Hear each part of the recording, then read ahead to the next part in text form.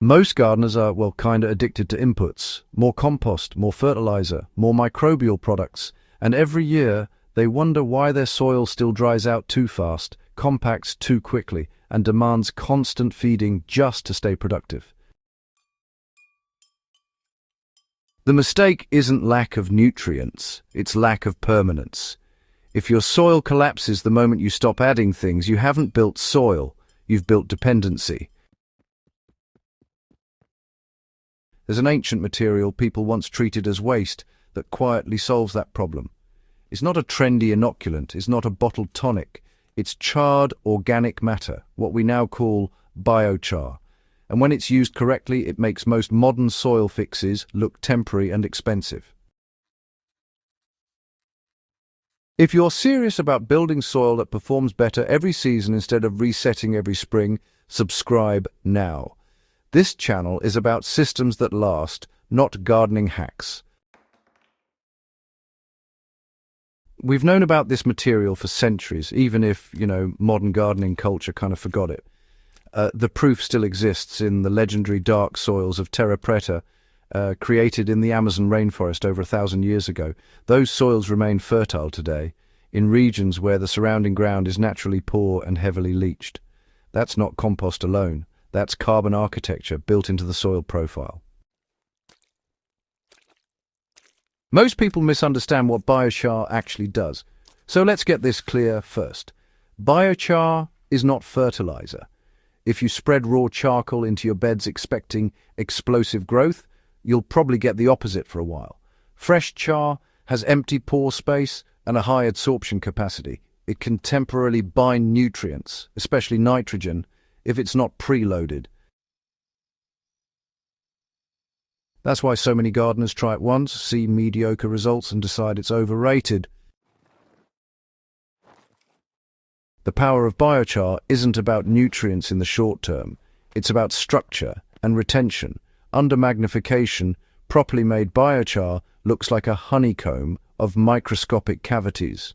Those pores become habitat for microbes. They hold water. They hold cations like potassium, calcium, magnesium, and ammonium. Instead of nutrients flushing through sandy soil or washing out of raised beds, they're stored and gradually released. You're not just feeding plants, you're installing infrastructure. Here's how I actually use it in real garden beds. In a standard 4x8 raised bed filled 12 inches deep, the total soil volume is roughly 32 cubic feet. When I build or rebuild one, I incorporate about 10 to 15% biochar by volume into the top 8 inches. That works out to roughly 3 to 4 cubic feet of charged biochar blended evenly through the soil mass. But I never add it raw. So I crush the char until most of the pieces are under ½ an inch. Honestly, dust is fine, but I don't want any large chunks that might reduce the surface area. Then I soak it for at least a week in a mixture of compost tea and diluted urine at about a 1 to 10 urine to water ratio. If that bothers you, no worries, just use fish emulsion at label strength or simply mix it 1-to-1 with finished compost and keep it moist for, say, 3 to 4 weeks. When I incorporated properly charged char into a sandy in-ground plot at about 1 cubic foot per 10 square feet, mixed into the top 6 to 8 inches, I noticed that irrigation frequency dropped noticeably. Before, I was watering every 2 days during peak summer, but after the amendment, I could stretch it to nearly 3 days without seeing stress symptoms in tomatoes and peppers. Over a season, that really adds up. Raised beds are, honestly, where biochar really shines. Raised beds drain faster, and while that's one of their strengths, it's also why nutrients tend to leach quickly. When you're fertigating or using soluble feeds, a lot of what you apply can just move straight through. With biochar integrated, I've actually been able to cut nitrogen inputs by about 15 to 20% in heavy feeding crops, without sacrificing leaf color or yield. Blossom end rot decreased in one of my tomato beds after char integration, likely because calcium availability stabilized with better moisture retention. And here's something most people don't talk about: soil collapse. Compost-heavy beds shrink over time as organic matter decomposes. You end up topping them up every year. Beds amended with 10% biochar maintain volume better. Carbon that resists rapid breakdown gives the soil physical backbone. This is not about replacing compost. It's about pairing short-term food with long-term structure.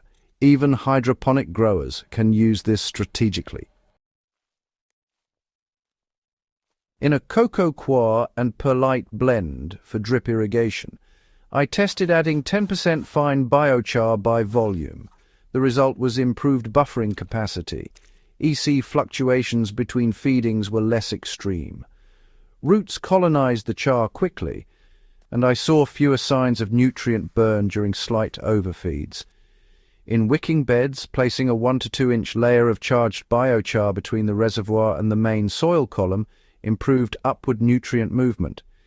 It acted almost like a biological bridge, moderating moisture gradients.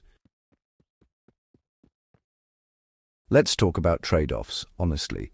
Biochar is not a miracle cure. In heavy clay soil, adding too much can increase drainage faster than you expect. If your soil already struggles to retain moisture, start closer to 5% by volume and observe before increasing. If you apply uncharged char, you may see temporary nitrogen deficiency. Leaves pale, growth slows. That's not failure. That's adsorption at work, but it's avoidable with proper preloading. And, source really does matter. Do not use briquettes. Do not use pressure-treated lumber charcoal. Always go for clean, untreated wood only. Ideally, it should be slow pyrolyzed in low oxygen conditions. If you're making it yourself in a pit or kiln, make sure to quench it fully and crush it thoroughly before charging. Biochar is, well, slow power, not fast results. The first season after integration, changes can be pretty subtle, unless your soil was severely degraded to begin with. By the second and third season, though, differences become much clearer. In one of my older beds, amended at about 12% biochar by volume, root systems in brassicas became noticeably more fibrous by year 2. When pulling plants, soil clung in stable aggregates instead of just falling away as loose particles. Earthworm populations increased without any additional inoculation.